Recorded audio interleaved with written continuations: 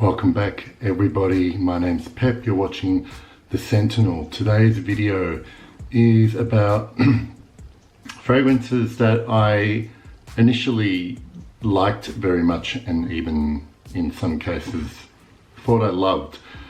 They're no longer in my collection because I fell out of love with them, and I'm going to talk about them and probably try and explain why I don't like them anymore.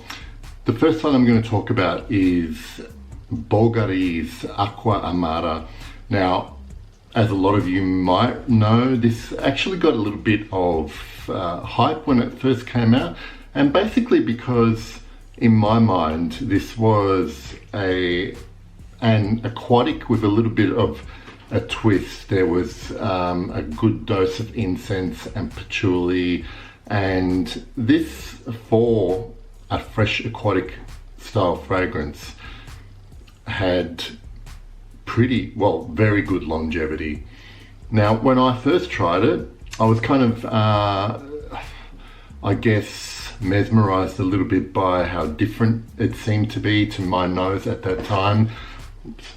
And I did enjoy it, but over time, with every subsequent wear, I became aware that there was definitely something a little bit screechy, a bit chemical about the whole composition of Acqua Amara. In the end, I mean, the last probably time I actually wore it, it was a bit of a scrubber because I was getting to the point where I was really feeling uncomfortable wearing it as well.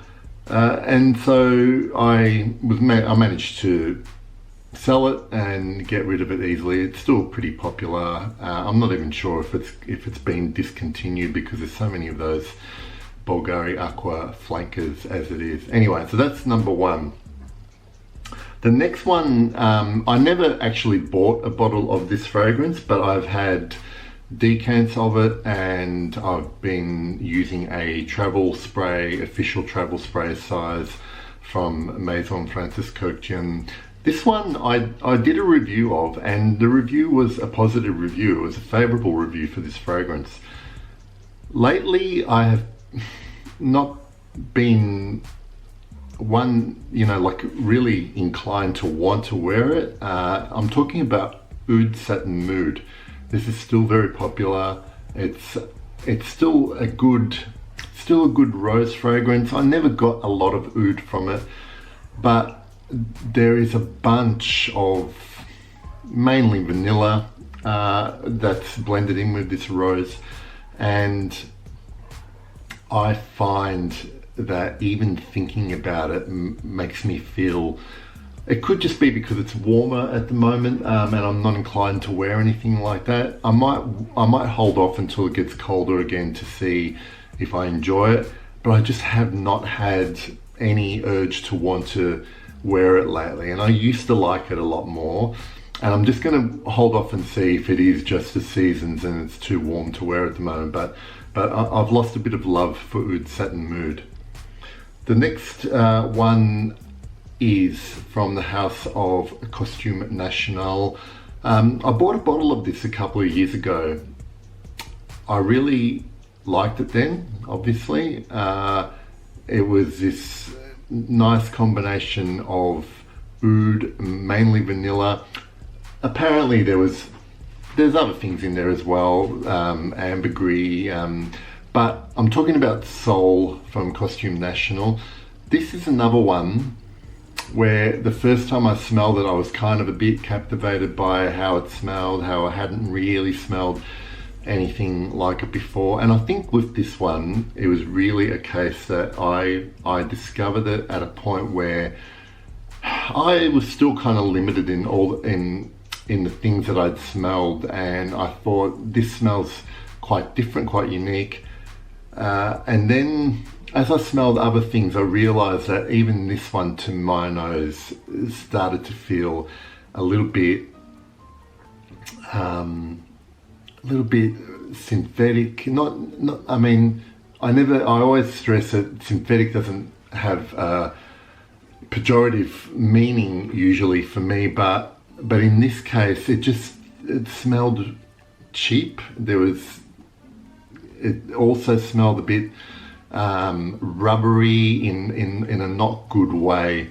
Costume National Soul. I don't think I ever ended up doing a review of it. There would have been a time if I'd reviewed it early enough, it would have been a good review. Now, not so much. And this actually reminds me that I have been thinking about re-reviewing some old stuff. Like I've got reviews now that are 2, nearly 3 years old. And I'd be very interested to re-review those fragrances again to see if my opinions changed, if I'm smelling them differently or anything like that. The next one is from the House of Hermès. This one was really nice. It's Un Jardin sur le Nil. Again, a lovely fresh fragrance, vegetal. There's mango in it, if from memory. I kind of just got bored of this fragrance in the summer.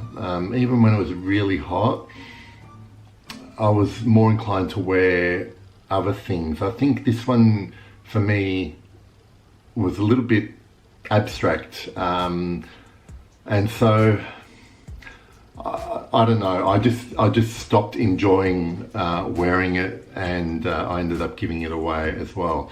The last one that I've fallen out of love with is pretty popular, quite popular, from Lalique. It's Encre Noire à l'Extrême. I did a review of this last year. I liked it back then. In fact, I actually did a review where I compared it to Chanel Sycamore, and obviously there was differences in those fragrances, but a couple of things with this one. It was on my skin, it's very linear and wasn't exciting enough for me to put up with that linearity. And also I became a little bit disappointed with maybe a combination of the performance wasn't it just didn't last as long as I would have liked it to, or maybe I became anosmic to something in it. Either way, I just became bored with wearing it, and it got to the point where, you know, I would look at it in my wardrobe and always would pass it over for something else, and that's basically why that's no longer in my perfume wardrobe. So, you know, from crush to being indifferent, love to hate. I don't really hate any of the ones I've spoken about, but definitely my feelings can change on fragrances. Sometimes it kind of has been happening more where I like things less rather than the other way around, where I don't like something so much to begin with. That used to happen a lot more in the beginning, so I kind of take it as a sign of my nose changing, my taste changing, and me really knowing and understanding what I like more in a fragrance. And I'm much better at smelling something and kind of deciding early on that I know I will like it these days. Let me know in the comments if any particular perfumes that has happened to you, where it's gone from a love to hate or love to just being indifferent. I look forward to reading those, and thank you for watching, and I'll see you again soon. Thank you.